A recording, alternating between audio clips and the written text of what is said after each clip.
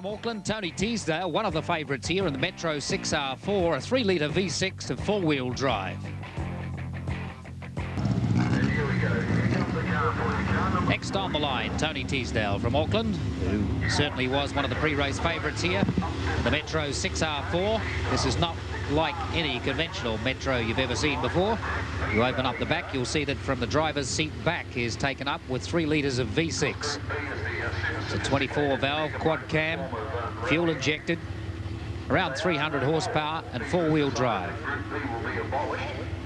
A very, very competitive car. I think, Mike, that it's quite an ugly car, but that's quite aside from the fact that it gets the job done extremely well. Yes, all of those winged devices that have been added to this car increase the capability quite a bit. Yeah, we know that the amount of downforce he runs on that wing is considerable, because they put the car on the trailer not long after they got it and went to tow it down the road and found that the trailer was tipping up at the front and tried to lift the back wheels of the tow vehicle off the ground. Such was the downforce. So they have to invert that wing when they tow the car. Tony's previous best time in the wet has been 1:05.5. He's the quickest to date. Unofficial practice time by his co-driver on a stopwatch of 1 minute 3.08, I think it was, Tony. Yeah, I think, Mike, we should relate the saga of last night. He went up and did an extremely quick time in the threes, unofficially timed, and the official timing recorder didn't work. He was so irate that he did a bit of a wheelie taking off the line. He managed to lodge a stone in his gear linkage and had to start off the next run in 4th gear. So he recorded an artificially low time. 39.86 is not his quickest to the top, but it'll get him round quick enough to get him into the next round of 8. He would have been looking at 38 seconds to the top to try and get down to a 1 minute 4 time. You can see on the left of your screen how much that cut-off time has come down to. 1:10.70 to beat now. Getting just a little sideways there, Tony Teesdale. This is normally a very tidy handling car. 1:06.66. That's the quickest time in this round, 1:06.66 for Tony Teesdale. And that will get him comfortably through. As you can see, the cut-off point at the moment is 1:10.70. Next man up to the tape, it should in fact be Brian Watkin, who opted out one, but he's opted out another now and allowed Tony Teesdale to come up, which will make life interesting because it means that Brian Watkin will know precisely what time he has to beat to get into this final round of 4. Tony Teesdale's up there. He has a 1:06.66. So he needs to improve. He had a sprint time of 39.86 to the top there. So he'll be looking for a 38 up this time. This is the tidiest of the cars around that top corner, Mike. He seems to get round there very efficiently.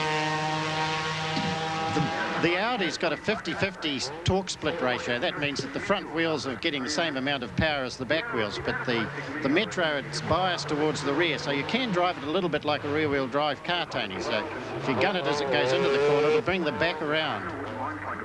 Let's see what he can get up there. 39.86, as we said, he probably needs to be in the 38s. 39.72 is slightly slower, so he needs a very quick downhill. It brought him down at 1:06.66, and he has to beat 1:06.74. So it's Neil Allport that's looking like being excluded. 3 litres of V6 powering this tiny little Metro. In excess of 300 horsepower. Oh, looks like a quick time coming up, 1:05.90. And Neil Allport goes down the tubes. So that gives us 2 four-wheel drive cars that are fastest on this particular run. Fastest car, Malcolm Stewart so far, 1:05.68. Second fastest, Tony Teesdale, 1:05.90. So there's very little in it between those 2 four-wheel drive cars.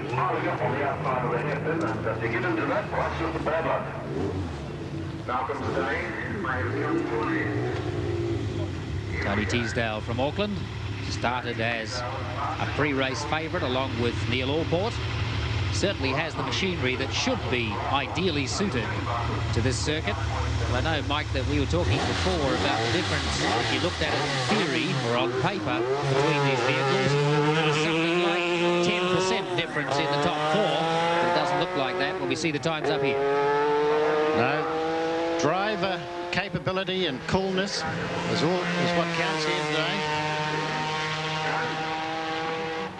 So at the moment we have Kim Austin and Ray Wilson in, and Tony Teesdale with a chance at this stage of putting out Ray Wilson. Kim Austin is certainly one finalist. Will Tony Teesdale or Ray Wilson be the other finalist? He's had a 39.72 and a 39.86 to the top. He'll be looking for a 38 this time. Just check it, 39.10. That'll still bring him down in the fives, and that should still exclude Ray Wilson. Makes Kim Austin in that mess look pretty good, Tony. 1:4.92 was his time. As we said right at the start of the competition yesterday on Sport on One, it was always going to be a battle between 2- and 4-wheel drive. We never thought it would be this even. Tony Teesdale in a 4-wheel drive, 1:5.88, which puts Ray Wilson out. The two finalists are Kim Austin and Tony Teesdale. Let's have a look at the look on Tony Teesdale's face as he comes down. He should be well pleased with that. He will know he's made the final, along with Kim Austin. The rules of this contest have changed a little since previous years. Normally, the man who qualifies fastest into the final has the option of going first or second. The rules they maintain this time are that the man who qualifies fastest has to go second. So Tony Teesdale is up first in the final. Teesdale has a best time of 1:5.88. He had a 1:6.66, then a 1:5.90, then a 1:5.88. He needs about 38 seconds to the top of the hill. I think that the rules, Mike, are quite strange, because Tony Teesdale a few minutes ago said to Kim Austin, I don't mind if I go first or second. Kim Austin wanted to go first, but he's been told by the organisers that he must go second as the quickest qualifier. Well, the rules are the rules, I suppose, Tony. 39.38 to the top for Teesdale. He's fitted new tyres for this final run. Kim Austin has had 3 runs on the tyres he's got on now. He can't afford another set, he says. So he's going to have to run on the ones that are slightly used. See what Tony Teesdale can come down in. He's got to set the pressure now. Whatever time he does, 1:5.04. 1:5.04. Now, Kim Austin can take some heart from that, because he knows already that he's done a 1:4.92. If he can produce the goods on the line with a 1:4.92 again, he will be the winner of the Dunlop Rally Sprint for 1987. Tony, it seems they've changed the rules for the final here. It used to be the quickest man into the final had the choice of going first or second. How do you feel about that? Well, I'm pretty relaxed either way. I think it worked out well for us, because if you can lay down a good time, it's psychologically difficult to beat. And I think the time we put down was just a sniff slower than one of Kim's earlier runs. And he knew it was a good one, and he knew he'd have to go extra hard to beat it. So it worked out okay for us. He had an unofficial time yesterday of about 1:03.5. Right. Would have given you the record here from Trevor Crowe. How do you feel about not having that recorded? Well, I was pretty annoyed at the time, but I think the satisfaction I take out of motorsport in general is having done it, not so much the accolades, even though some people might find that hard to believe. And I think that today we weren't really going for records. The greatest fear I had really was screwing it up and giving it away, because I knew that we really had the ability to win. See you back next year? Definitely. It is the greatest event of all, and I've supported it well when I haven't had good machinery. This year we had the gear, we needed to win, and we can now cross this one off our list.